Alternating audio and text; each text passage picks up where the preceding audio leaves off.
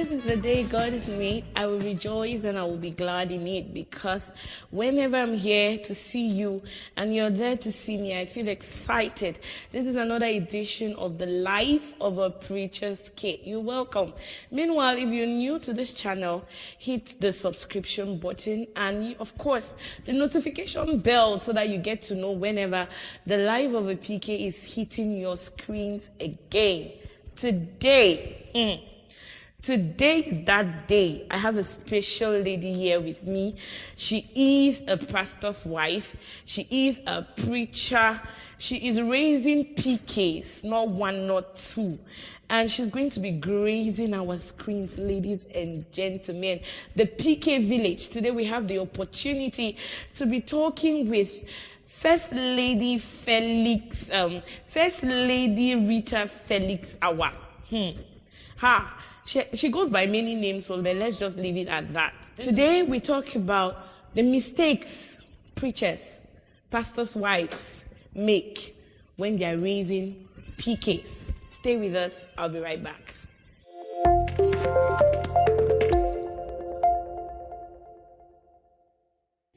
You're welcome. Today we have Madame, the First Lady of a chosen people. You know, she leads a church alongside her husband, and she's raising PK. So what better person to tell us about the mistakes parents, mommy pastors, make when raising us? Today is going to be an exciting show, I can tell you definitely. Mama Rita, you're welcome. Thank you. I'm happy to be here. I'm happy to have you. Why do I have the feeling that this voice is not the voice we should expect as we go on in the show? Nevertheless, I'm happy to be here. You Okay. know, I'm always excited when I'm called upon to talk about pastors' kids, because I know that is a very big problem in our society today. A lot of things are expected of them. But at times, we, the pastors, don't know how to raise these kids. So I'm happy to be here, and I know by the grace of God, by the end of this show, pastors will know what to do with their kids. So let's get straight into the main course. What do you think goes wrong? What are the mistakes?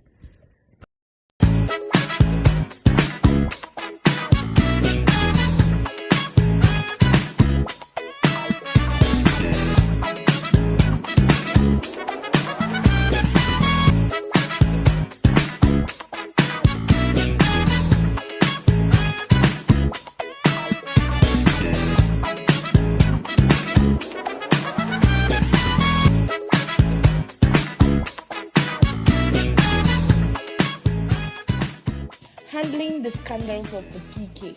That's what we're going to be talking today. I want you to sit tight, stay there, hit the subscribe button if you haven't, and join us in this show because it's going to be an interesting ride. Welcome to Life of a Preacher's Kid. My name is Ruddy Funwie.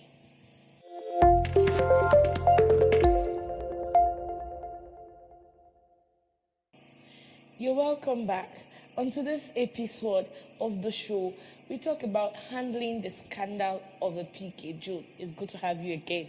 Pleasure is always mine. It's always very interesting to be on this show. There's much to learn and much to be said.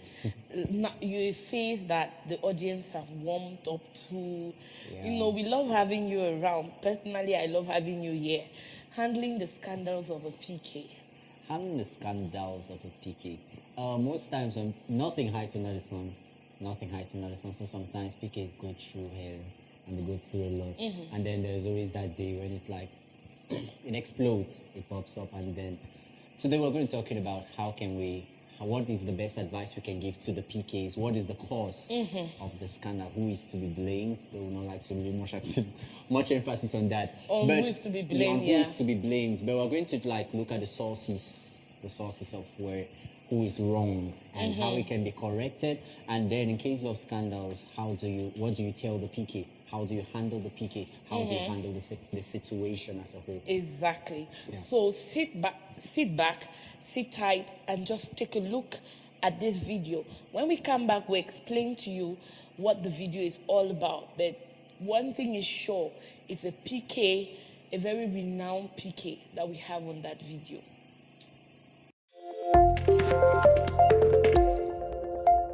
Archbishop, you are a demon. How can you pay Ghana police to put your own son, your own blood in jail? Because I told you I'm leaving your house to go and stay with my mother because you don't let me go to Usu. And you want to send your pastor bodyguards with me. You go fuck up. Well, I promise you. You go fuck up. How can you pay people 3 times? 3 times this man has called Ghana police to come and arrest me for assumption. There with Ghana police, and they arrested me because what did they say when I said, "Sir, why are you putting me in jail?" Can you believe what they told me? And yeah, this also connects to Abena.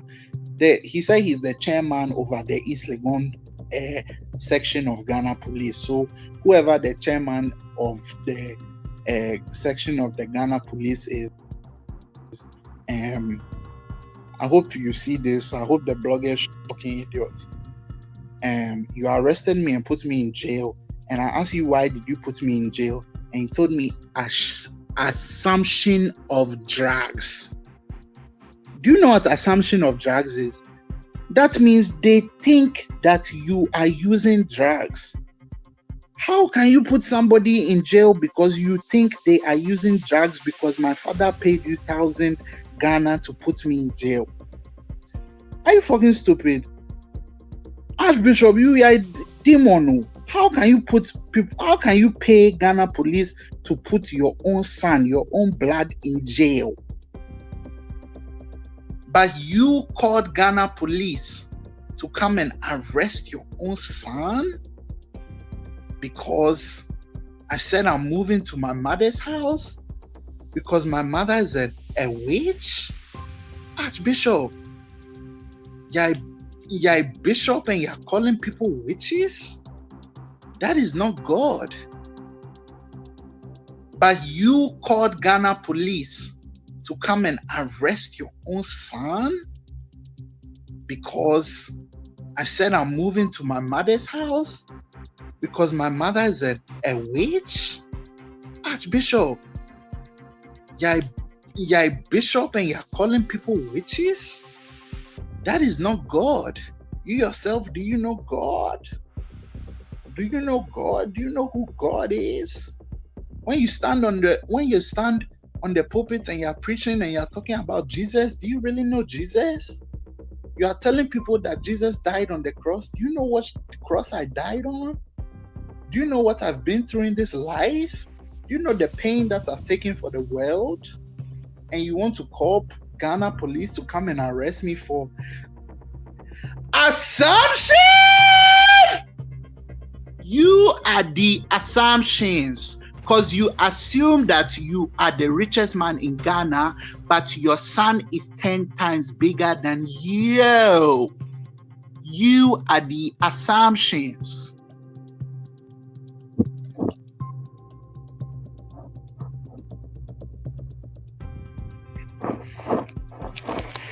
You say you die on the cross. I didn't die on the cross. I've died.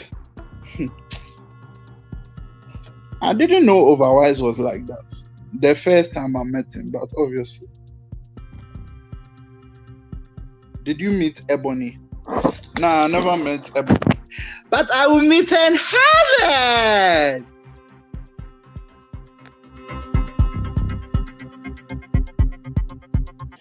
Oh, okay. That's a lot to take in. Seriously, it's much to really. It's mind blowing. Let me first of all explain that this video happened some time ago. We decided not to use a recent, very, very recent event because we did not want to add salt to injury. But this video happened some time ago, under a year ago, and that is the son of the Bishop Duncan Williams. His name is Daniel Duncan Williams Jude. like, how do you counsel such a picky? That's who is under that kind of a man.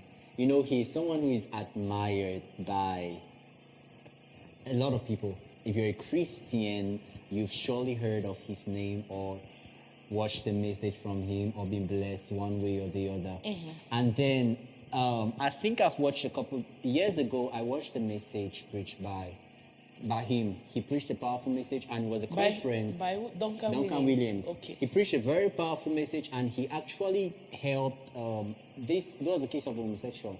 He helped this guy, he prayed for the guy, and the guy got his deliverance in that conference. And years later, they showed actually pictures of the guy. He shared his testimony. Now, my point is, if such a man of God has that great influence to take somebody out of that witness, then what of your own child? Like, at that point, you get to realize that there's actually much going on in the home of the pastor. There's much going on. That your message outside doesn't penetrate to the ones within. Then there is much to be said, and there's much actually to pay attention to. This brings me every honest preacher's kid would say that I have seen something like this before. Yeah. Most of us, maybe our community may be kind enough, or maybe unfortunately, we could not get to the phone and it could not go viral, like this.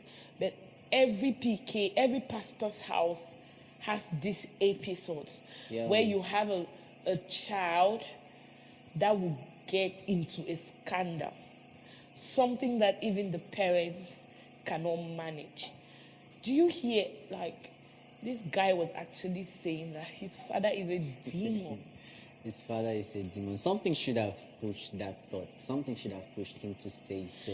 And he was being arrested for drug, drug addiction. His drug addiction, and he claims that the police were bribed by his father, and they called it drug assumptions.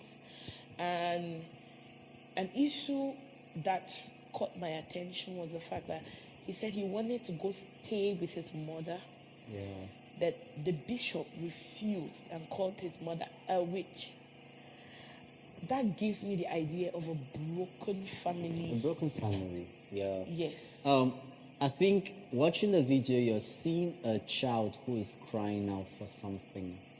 He's crying out because of something. A little boy, actually. Yeah, you find someone who's crying out. Now, it's either he's crying out for help, or he's trying to reveal something, or he's reacting to something, or something is causing him to react. For example, we don't know the full story. That's the truth. We cannot get the entire story from just his testimony. Anyway, I did a little research. Yeah. And it was confirmed that he's been suffering. He has been suffering from a lot of mental diseases for a long time, which has been covered by his family. We're going to talk about that. If covering things like that helps the PK.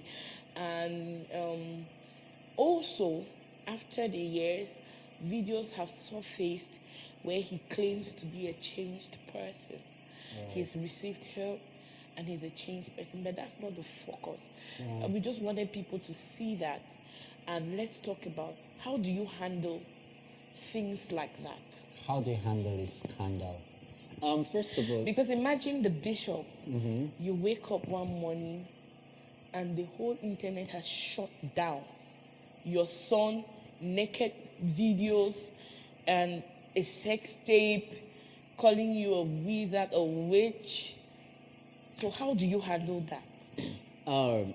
First of all, it all starts from how you raise up your children and how they raise. This is because it's if the child was taught, if the child and the community understood that I am a man of God, but my child is an individual on his own. He has the right to make his own decisions. I think that's different. That's different because there is always this bargain. Some people say ministry is not family. Yeah, you've been called alone. While others believe ministry is family. You've been called, and so your entire family has been called alongside with you. Yes.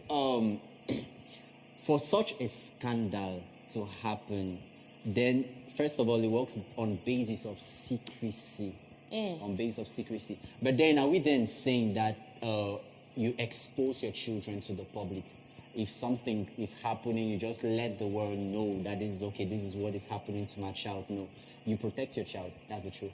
So I wouldn't want to talk against what he did if he was covering it up. It's his child. Before he's a pastor to the world, he's a father to a child in the house. And so if my child is messing up and I see some threat in my child, I will not come to you to tell you that this is what is happening. I am preaching, but this is what is happening to my child in the house. Before I'm your pastor, I'm his father. Okay, so now there was a lot of backlash on the bishop when this video became viral. So my question is, should every scandal, should bad behavior of a PK be blamed on bad parenting, be blamed on the preachers? To me, Because the backlash was crazy. You go about delivering people's sons. but then Because your own actually, son- that video shows us he's under the clear influence of drug. yeah. Yes, because you see him smoking and all of that. So should every scandal or when a PK does wrong, Yeah. let's bring it down even to a local church. You've had episodes where the pastor's son or the pastor's daughter has fallen into the sin of immorality. Yeah. We know that we have denominations where that's a whole another story. So should that always be blamed on bad parenting? To me, no. To me, no. It's not always a case of bad parenting. For example, if a pastor is preaching in church and delivers a young guy, maybe of an addiction, or delivers somebody, maybe in the case of demonic possession, the person came to church seeking for help. Okay. I can have a child who is not seeking for help, who is not crying out for help.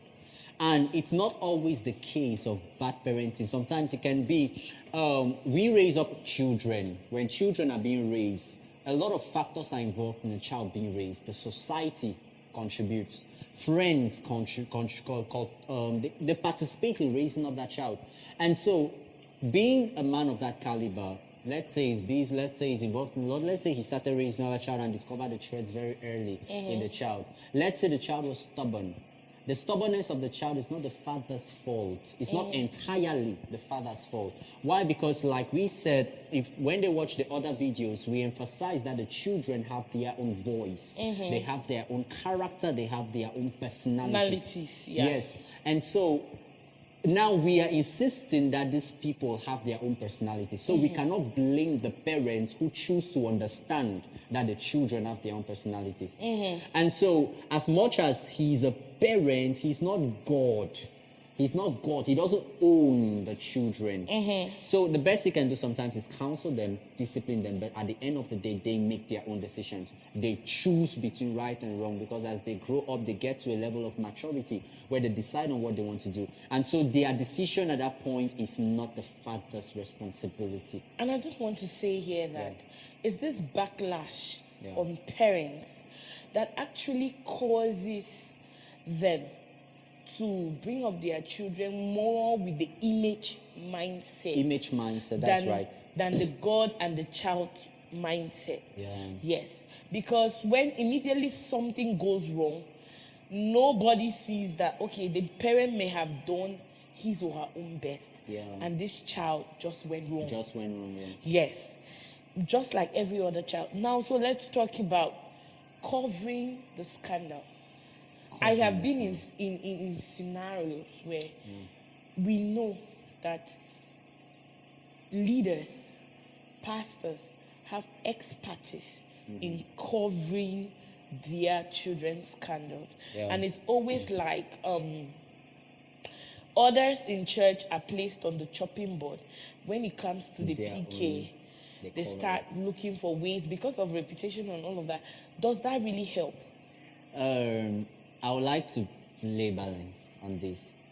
Before I actually drop what I actually think, I want to say that the life of a pastor, just by the reason of his call, he's already different. That's a truth. He's already different. For example, he's not permitted to be in the same places a normal Christian will be. Not really because the place could be bad, for the sake of being misinterpreted. And so it's possible a pastor will not dress anyhow, he won't act anyhow for the sake of not wanting to be misunderstood.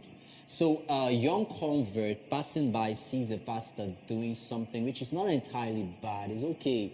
But then he sees it and wants to go and do it also, but then takes it to an extreme level. And so the carelessness of the pastor in his social life has caused a young believer to backslide or to fall into sin. A pastor who is social, works with both sex and both genders, a female and a male, you get it? Now, a young believer sees it and it's like, oh, if the pastor hangs around ladies carelessly, then it's cool for me. Let me do it also. And then he falls in. And so the pastor then makes some rules in his life to, not really because of him, but for the sake of those watching. And I think that is that can also be, possibly, I don't know, that can also be the mindset in which these pastors use in their home, in their homes. All right, a pastor goes out and he's helping discipline other youths for falling into sins and doing some other things, and then his own child falls. And now there are other youths in church who they receive their strength from what they see or hear from the home of the pastor. But now they don't know really what is happening in the home. And so if they get to see the weakness of the pastor, it makes them feel like, if my pastor cannot, then I can't. Because we cannot ignore the fact that there are people who draw strength from men and not from God. We cannot ignore that fact. Yes, there are people who look at men and they're like, because of you, I am strong. I am strong. And so sometimes the pastors cover it up, not really because they're trying to protect their image. There are pastors who actually genuinely, with good intentions, cover it up not because they're trying to protect their image, but because they're trying to preserve the sheep that is following him, those who are trying to watch, those who are gaining strength from him. And so I've seen actually a case where a pastor disciplines someone during a Sunday service, puts the person backbench, or that's normal disciplines in church. Then his own daughter gets pregnant, he sends her out of town. I've seen cases like that. And so my point is, some preachers, they cover it up not really because they're trying to preserve their image, but because of the sake of those who are looking up on them. They don't want them to see their nakedness like the sons of Aaron. But actually what I think is, as much as your child, that is your child, is also a Christian, a young believer, whom you are mentoring and you're pastoring. Discipline the person like a believer. As much as it's your child, also see the person as your Christian. You're Christian. The moment where you start doing favors, there is already compromise and lack of integrity in you as a man of God. And so, discipline the child. Discipline the child. The same way you discipline another child is the same way you should discipline your child. Yes, discipline your child. If you're going to stand in front of the altar and tell this other child, because as a pastor, you're a shepherd to everybody who is under you. So if you want to place more attention on your own child, then it makes the other person feel like, well, I'm certainly not this man's child also. Taking from the case of the video we just watched, I discovered that so many people took interest on sharing this video. The truth is that does not help. Seriously. That does not help.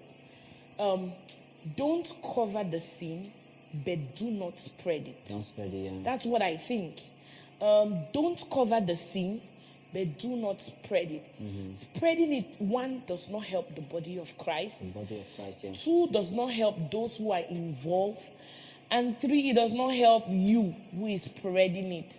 I know we are in a blogging age. Everybody wants to have views and followers, but it doesn't make sense. Let's take on a break, and when we come back, we talk about how we can handle steps you can take with the PK undergoing any scandalous activity, and we wrap up the show for today.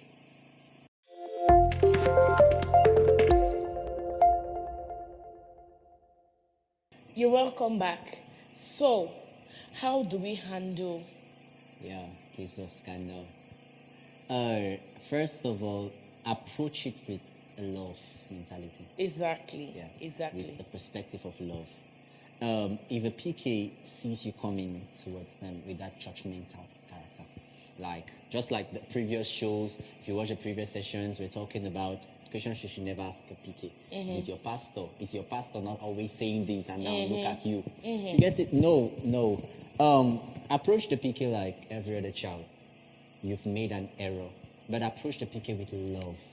Let the PK see that this person is not just interested in trying to prove a point, but this person is actually interested in me being better, being a better person. Yes, the secret is love, actually. The secret is love. Love for the kingdom, first of all. When you approach a PK and you see a case of scandal like that, when I see, like you said before the break, those who spread it, I don't see them as people who are trying to like warn others, because they'll tell you that we're just trying to warn people to be careful. That's not true. Assuming I'm preaching the gospel to an unbeliever and say, come to Christ, Christ is good. Then I send the unbeliever a video of a pastor in that mess. Protect the kingdom. When you love God, you love his kingdom, you protect the integrity of the kingdom. And so you see it like that. Protect the child first before scorning at the child. Yes, protect the PK first before scorning at the PK. I just wanted to say that in scandals, just like you would do with any other child, learn to separate the individual from the act. From the act, yeah. Learn to keep, when you do that, you protect the preacher's kid, like he said. Learn to separate the act, the individual, and maybe the effects. The effects of it. Deal with these three things differently. And like you said, love. When you love, I don't want to go into say love is kind, love is patient, love is that, love is all. It may sound cliche to some people, but it's true.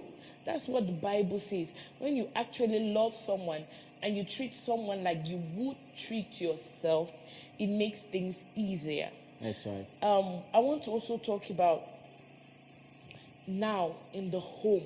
Yeah. When a scandal happens, parents, don't be too fast to say you dragged my name in the mud. to the mud. Yeah. That alone can kill your child for years without even touching the child with your hands. That's true. Don't be fast to say that. Sometimes they do these things just to get the attention. They feel that you're giving to the church, or they feel that maybe other things are taking you away from them. So maybe if they do something, it would get you to look at them. So don't be fast to say this that you've done has dragged my name to the mud. That actually means that you care more about your name. Yeah, your name. You care more about your position. You care more about your child. I also think that another way you can help a PK go through this as a parent, you cannot do it all. Your scriptures may not be able to go to the depth. That's right. That approach may not work because that child knows the Bible. You've been quoting it since Childhood, yeah. Since she was born. That's true. Basically, so he or she knows the Bible.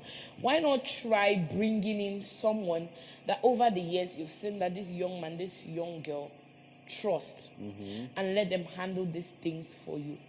Yeah, as children growing up, there's one thing I always believe that parents fail to understand about children, and it's the ability to win the child's trust.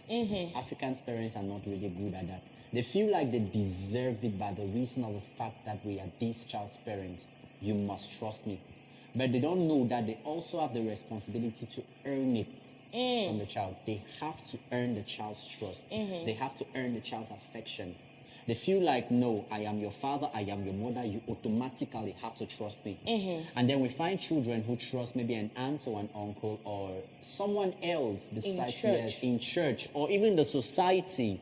And their social life, they trust other people besides. See, as a parent, if in cases of such scandals, find that person in that PK's life. It can be a sibling, it can be an aunt, it can be someone in church. It can be someone you don't even really, you're not very familiar with. Find that person and tell the person, see, please help my child. You must be able to swallow your pride and your ego Forget about your reputation and think more about the child's well-being, the child's emotional well-being, the child's psychological well-being. Your reputation is not as important as that child's well-being. I think one of the best ways the child will know that my father loves me or my mother loves me is when at that point you will sacrifice your reputation for the child's well-being. You tell the child, I know you've done this, I don't care about that. How are you? How do you feel? I want us to work this thing out. You get it? So I feel like if parents can really come to that, find someone who is close to that child, someone that child opens up to, and tell the person, see, my child doesn't open up to me, but he opens up to you. Please help me. Yeah. Yes, swallow your pride and ask for help. We want to say thank you for being on the show today. Listen, spreading the sin, spreading the scandal does not help you. Not at all. Church member, it doesn't make you feel better than the pastor. Yeah. It doesn't help the pastor himself. And covering the sin, on the other hand, is not the best thing you can do in situations of crisis. Yeah. So, when a PK finds his or herself in a scandal, pray for them. While praying for them, show them love, correct them, help them, seek help, professional help. For example, the video we watched today, he had this child, Daniel, has to have help from drug addiction. He has to go to rehab. That's right. He has to have help. So PKs are not patient. We get into these things sometimes. But when we get into them, don't throw it over the board. Don't throw it over the board. You make the devil to jubilate more. And it's on that note that we end Live of a PK today. We want to see you here same time next week. God bless you. Bye-bye.